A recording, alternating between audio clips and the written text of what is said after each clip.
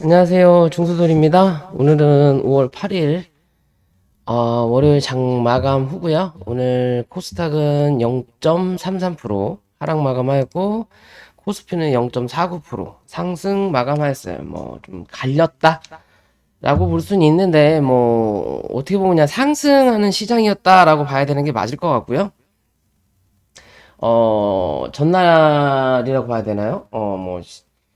미국 지수가 그렇게 나쁘지 않게 끝났기 때문에 CPI 지수든 PPI 지수가 좀 나쁘지 않을 것 같다라는 분위기 때문이라도 오늘 시장이 갭이 떴다라는 거, 그리고 코스피는 하루 종일 같은 자리에서 반복, 그에 비해서 코스닥은 흘러내리는 차트를 좀 보여줬어요. 그죠?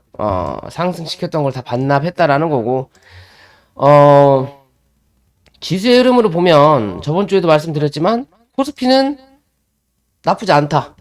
밑으로 빠지면 신용 몰빵해도 된다. 라고 말씀드렸던 부분이었죠. 그에 비해서 코스닥은 좀 더 밀릴 자리가 남아있다. 라고 말씀을 드렸던 부분인데,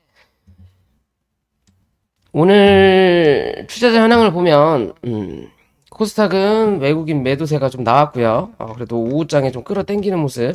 그에 비해서 코스피는 양매수가 들어왔다. 그렇기 때문에 버텼다. 코스닥은 밀렸다.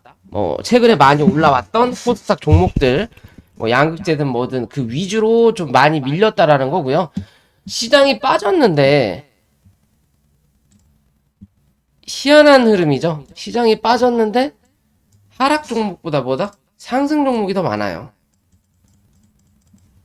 그렇다라는 건 뭐냐면, 개별적으로 몰빵해줬다라는 거죠. 즉, 시장이 오를 때도 몰빵한 것처럼, 개별적으로 몰빵했다라는 거예요. 좀 하락이 좀 과하게, 누구보다도 과하게 분위기 타면 우르륵. 그래서 이런 시장에서 상승 종목이 훨씬 많지만 좀 뭐 겁을 주기 위함이었을지는 몰라도 하락 종목이 생각보다 적지 않다. 대신 요런 종목에 뭐가 나온다? 몰빵이 나온다. 상승 종목 상한가가 뭐 그렇게 많지도 않아요.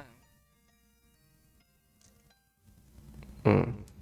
그런 분위기였고요. 오늘은 좀 곡물주 위주로 좀 많이 나왔고, 뭐 러시아와 우크라이나에 대한 이 문제가 계속 이 국면이 나타나는 부분이죠. 뭐 우크라이나 국회의원이 뭐 러시아 국회의원 아구창을 때렸다라는 뉴스도 나오고, 뭐 국기 때문에 뭐 별의별 얘기가 다 나오는데요. 어찌됐든 코스닥 지수는 840포인트를 이탈하지 않으면 좋고요. 이탈하게 되면 저번 주에 얘기했던 것처럼 830에서 825포인트를 확인해야 된다. 라고 보시면 될 것 같고요. 코스피는 2500포인트 유지하는 게 흐름이 좋다. 라고 항상 말씀드렸죠. 여기 유지하면 이랬든 저랬든 2500 40에서 45포인트까지 한 차례 올라가는 흐름을 또 만들어낼 수 있다. 라고만 생각하시면 될 것 같아요. 코스닥은 좀 갇혔다. 라고 좀 볼 수 있기 때문에 얘는 이랬든 저랬든 제가 빨간 표시 해놨잖아요. 요 자리 위로 올라타야 돼요. 그러기 전까지는 주가를 뭐 해야 된다? 흔들어야 된다. 왜? 즉, 여기 있는 매물을 조금 정리해 줘야 돼요.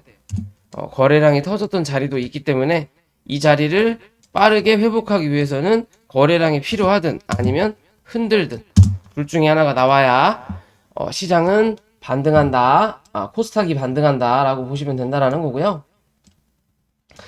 자, 오늘 이 사료 곡물주들이 좀 많이 움직였어요. 그중에 뭐 대한제당은 상한가를 갖고 하도 흔들어대긴 했지만 그 두 번째로 한일사료, 얘도 사실 상한가를 가도 될 만한 자리로 봤는데, 무슨 공부 영상도 아니고, 급등으로 하다가, 볼린저 밴드 안으로 들어오면, 그 다음 목표가는 어디?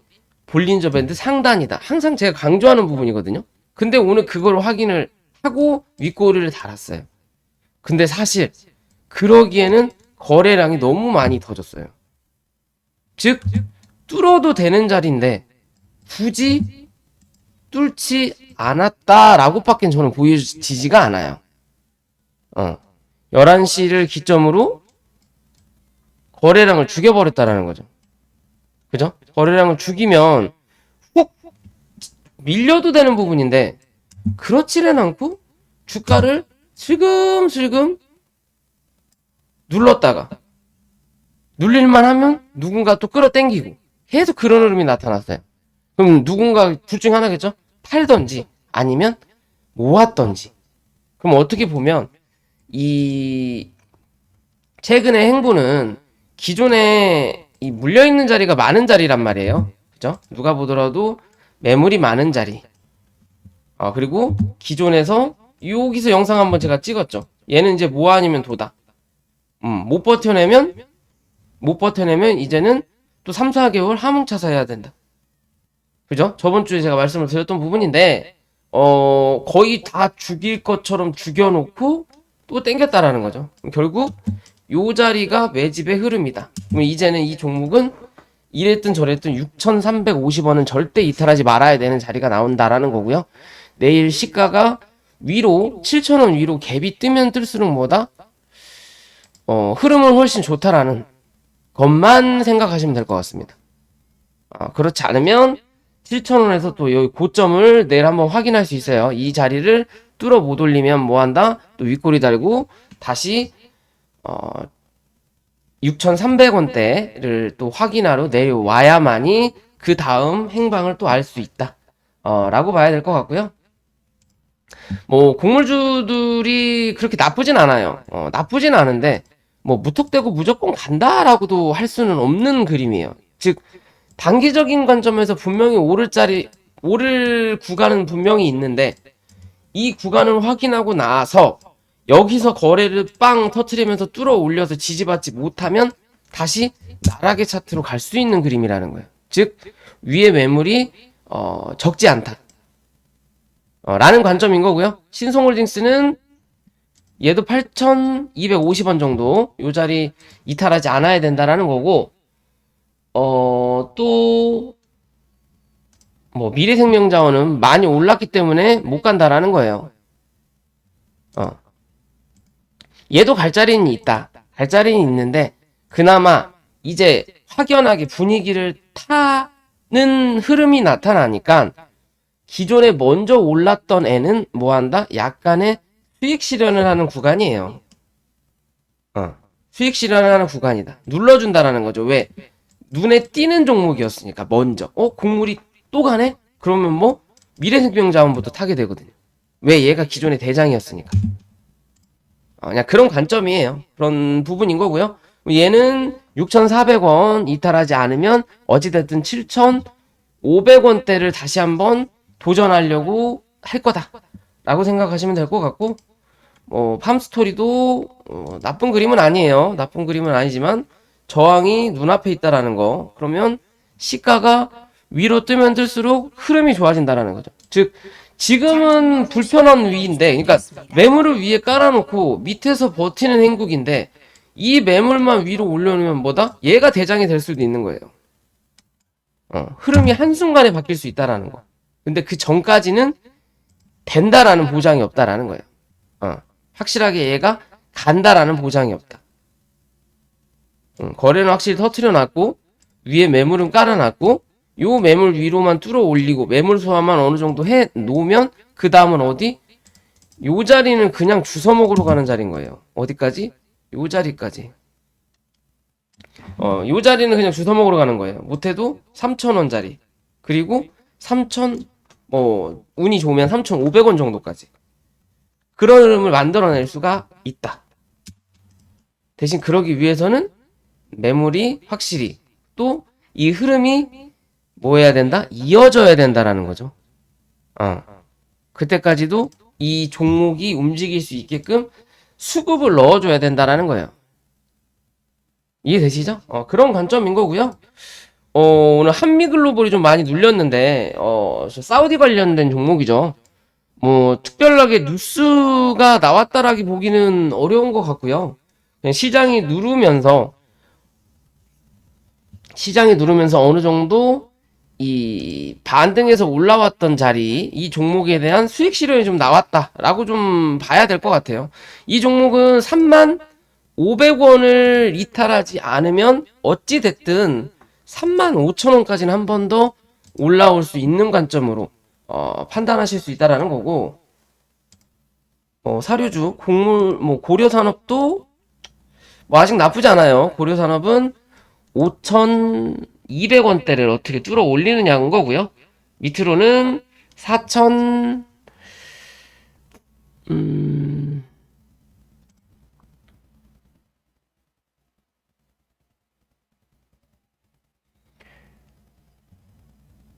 4,450원을 이탈하지 않아야 흐름을 이어간다 라고 생각하시면 될 것 같습니다. 그리고 오늘 뭐 하한가 가는 종목들이 꽤 나왔죠.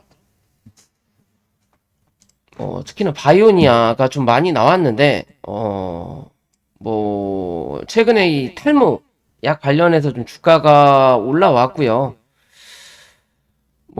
거의 100% 정도 상승을 단기적으로 상승이 나왔고, 대부분 상승 파동이 100% 정도 나오면 단기적으로 해먹는 자리거든요. 해먹는 부분이거든요. 그러니까 단기 이슈인 거예요. 단기 이슈는 개별적이고, 단기 이슈는 한 85에서 120% 사이. 테마로 이어서 가면 300에서 350%가 대장. 부대장이 지금 말씀드린 한 80에서 120 정도. 그 정도 나오는 부분인데, 뭐 특별하게 악재가 뭐 나온 것 같지는 않은데, 그래도 이 전체적인 하락의 흐름이 빵 하고 누른 자리가 아니고 물량을 터트리면서 눌렀어요. 들어왔던 물량이 뭐다? 나갔다라고 밖에 보여지지가 않거든요. 뭔가 정보가 빠른 누군가가 움직였을 거라는 거고, 사실 뭐 탈모약 얘기가 나온다 하더라도 이게 뭐 하루아침에 시판이 돼서 매출에 영향을 주지 않는 이상은 제약바이오는 뭐다? 항상 기대감이다. 기대감이 끝나면 주가는 원점으로 돌아간다라고 봐야 되는 거고요. 웬만하면 49,500원을 이탈하지 않으면 않을수록 좋긴 한데, 않으면 않을수록 좋긴 한데, 그 자리가 이탈되면 못해도 47,000원 부근까지 한번 눌려야 기술적 반등이 그래도 53,000원 부근 정도까지 한번 만들어낼 수 있다. 그리고 결정이 날 거다. 무슨 결정? 이 종목이 다시 갈 수 있는 여건을 만들 거냐? 아니면 이제는 흐름을 마무리 질 거냐? 결국 이슈가 더 나올 게 있을 거냐 없을 거냐의 관점이에요. 사실상 제약바이오가 좋지가 않거든요. 시장 자체에서. 뭐 흥행거리도 없고, 그렇다고 해서 코스닥이 900포인트를 넘겨서 또 1000포인트를 가는 것도 아니고, 뭐 기대감으로 올라가는 시장도 아니고, 시장의 돈이 그렇게 안 풀어지니까 특히나 기대감에 움직이는 제약바이오를 누르는 형국인데, 희한하게 바이오니아, 그다음 또 ST큐브도 기존에 좀 움직였었죠. 지금은 모르겠는데, 얘는 그래도 아직도 좀 버티고 있죠. 얘는 뭐 제약바이오 뿐만 아니라 뭔가를 또 다른 걸 엮어서 움직이는 걸로 알고 있어요. 그래서 계단식으로 상승하는 흐름을 조금 만들어낸다라는 거고, 그나마 가장 제약바이오 중에 제일 잘 버티는 게 이 까나리아 바이오. 예전에 곡물이었죠. 지금은 반응이 좀 덜하고 그래도 곡물이 움직이니까 덜 빠졌다라고 좀 보인다라는 거고요. 얘도 말씀드렸던 대로 이 36,300원만 크게 이탈하지 않으면 뭐다? 전고점을 한번 넘길 확률이 있어요. 얘는 제약바이오지만 얘는 확실히 아직 뭐다? 나올 호재가 남아있다라는 관점인 거예요. 즉 기대감이 있다. 그런 관점으로 뭐해라, 시장을 접근하셔라. 종목이 이쁘다고 무조건 가는 게 아니고, 기대감이 있는 종목을 타는 건 맞지만 그 기대감이 눈에 보이는 거냐 아니냐를 판단해라. 눈에 보이지 않는 거라면 단기적으로 접근하시고, 눈에 보이는 거라면 좀 사고팔고가 가능한 자리다라고만 생각하시면 돼요. 시장은 그런 관점으로 시장 접근하시면 될 것 같습니다. 오늘 영상 여기까지고요. 영상이 도움이 되시면 구독과 좋아요 부탁드릴게요.